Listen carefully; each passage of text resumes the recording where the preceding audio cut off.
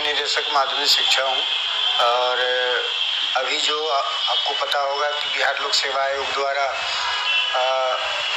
करीब 1,20,000 शिक्षकों का रिजल्ट प्रकाशित किया गया है, जिसमें हमको 1,20,000 शिक्षक प्राप्त हो गए हैं। आपको ये भी जानकारी प्राप्त हुई होगी कि इन सभी शिक्षकों का काउंसलिंग हम लोगों ने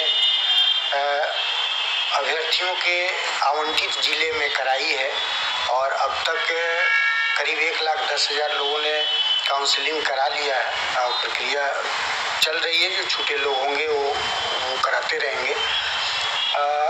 इस काउंसलिंग के साथ साथ इन लोगों का हम लोगों ने एक ओरिएंटेशन भी कराया है। ओरिएंटेशन में खास करके वैसे लोगों को हम लोगों ने पहले फेज में रखा है कि जो फ्रेशनर है। फ्रेशनर का मतलब ये है कि पहले से जो नियोजित शिक्षक नहीं है, तो उनको ये प्रारंभिक जानकारी हो जाएगी कि विद्यालय में उनको अध्यापक के रूप में काम करना है, काम का नेचर क्या है, कहाँ रहना है, कैसे पढ़ाना है, इन सारी चीज़ों से पूर्व परिचय कराने का उद्देश्य था। इसीलिए ये ओरिएंटेशन कार्यक्रम चल रहा है। इन सभी अभ्यर्थियों को माननीय मुख्यमंत्री के कर कमलों द्वारा दिनांक 2/11/23 को गांधी मैदान पटना से नियुक्ति पत्र वितरण समारोह के माध्यम से दिया जाएगा और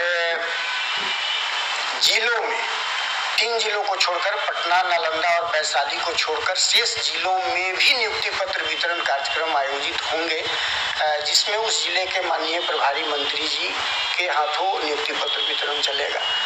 पटना, वैशाली और नालंदा का चूंकि सभी अभ्यर्थी गांधी मैदान आएंगे, इसलिए उनका कार्यक्रम गांधी मैदान में हमारा जो मुख्य कार्यक्रम है उससे जुड़ा रहेगा। इसीलिए उन जिलों में अलग से कोई कार्यक्रम नहीं हो रहा है। नियुक्ति पत्र उनको वितरण के उपरांत वो फिर सभी अपने संबंधित जिले में चले जाएंगे और फिर उसके बाद वे अपने जहाँ से उनका पदस्थापन होगा और फिर विद्यालयों में जाएंगे।